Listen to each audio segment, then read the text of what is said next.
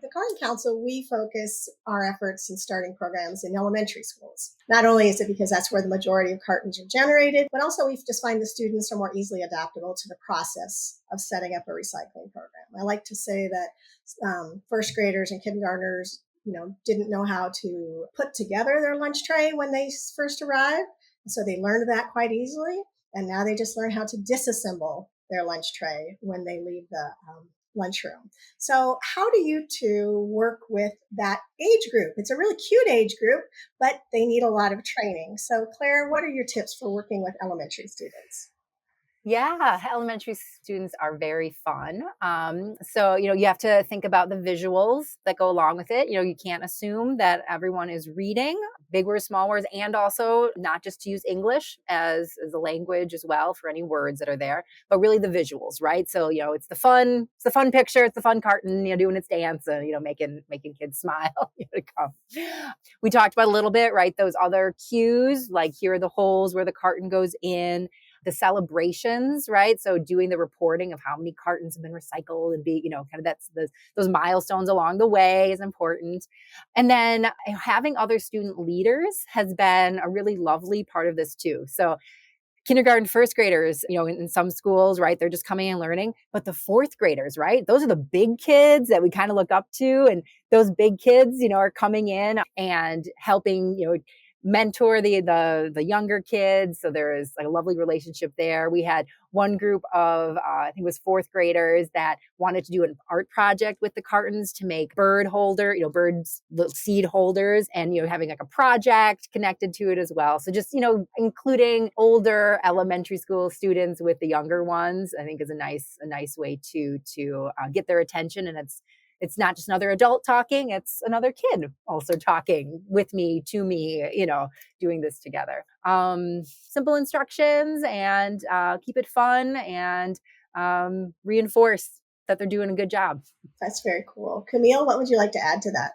Well, in addition to all those great points that Claire just made, I think one thing that we find that's very important to do when you're setting up a program at school is I kind of say set it and forget it. Like once you set up your waste sorting station, and we do believe it should be color coded as well, so it's recognizably. I'm not sure what the color significance, how it relates to other states or counties, but in San Diego, blue is recycling, green is food waste, and gray is landfill. It's almost universal, right? So we would make sure that the cans were all the same color, and then the signs that we would put alongside of them are universally the same color too. Very easy to see, either icons or words, bilingual if the school is bilingual. All those things are essential. And then, as Claire mentioned before, like a liquid capture, we use the pour-aways. They work great. They're one unit that don't tip over like a bucket, so now you're not creating any extra work for a custodian when the inevitable happens.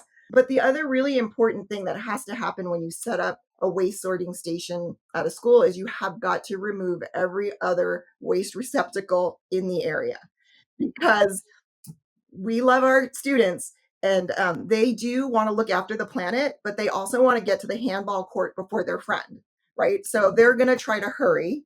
And if there's one can that they can just dump their tray in and not deconstruct it, as you said, Debbie, they're going to do it. And it's really something we can kind of expect to happen. So we take away all the other trash cans. It sounds a little draconian, but it does work, because if they don't have any other place to throw their trash out, they're not going to throw it on the ground. Chances are they won't leave it at the table, but that's why you have a noon supervisor who's there to say, like, hey, you need to go sort your waste. So we're really hoping that we're creating students that mindfully separate their waste because they don't have a choice. And then, when you start at kindergarten and you're done in sixth grade, you really do have a good pattern going, and then you take it home, hopefully. So that's one of the things that I would add to that. Another thing I would say is, if you have some agency, to talk to the school district about having a station that looks professional with like really good quality cans and signs. The more professional your waste station looks, the more likely it's taken seriously by students and staff, and even the custodial staff. So there's an investment there to make it look nice, but you're doing it so that it doesn't just look like something that was put there thoughtlessly, because then kids will be like, I don't really need to use it. So those are the two things I would add to that. I like that, Camille. So make it easy to do the right thing. The professional stations, I have to tell you, the Carton Council, some of our grant funds have been used in Minnesota, in the St. Paul and Minneapolis area.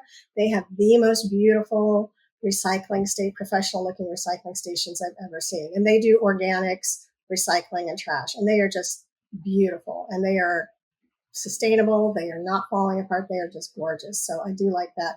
If you have the money, if you have the agency to talk to the district, because they are not cheap, but they are really, really beautiful. Claire, I don't want to leave this topic without talking about a little bit of an older population, because we all hope that students, take what they go learn in elementary school, carry it through middle, high, and college. And Sustain Dane did a really cool program with the University of Wisconsin. And I really would love for you to talk about that for a second. Yeah. So we did a program called Recycle Better, which, as I mentioned, right, we work with many different stakeholders, schools being one of them. And this was an opportunity to connect the work that was happening in schools with the broader community, one of them being the University of Wisconsin, which is located in Madison. They have a commitment to sustainability. So they were excited to work with us. And even their mascot, Bucky Badger, got excited about recycling. So they have a lot of churn in their residence halls every year, right? New people moving in, people moving out. So they really saw that as a great opportunity to help educate what could be recycled, including cartons, with Bucky, throwing his carton in among many other items that we wanted to highlight. So that was a great way to link with what they wanted to accomplish and how they wanted to communicate. And then also, going out just because, the overall city and community has a lot of connections to the university.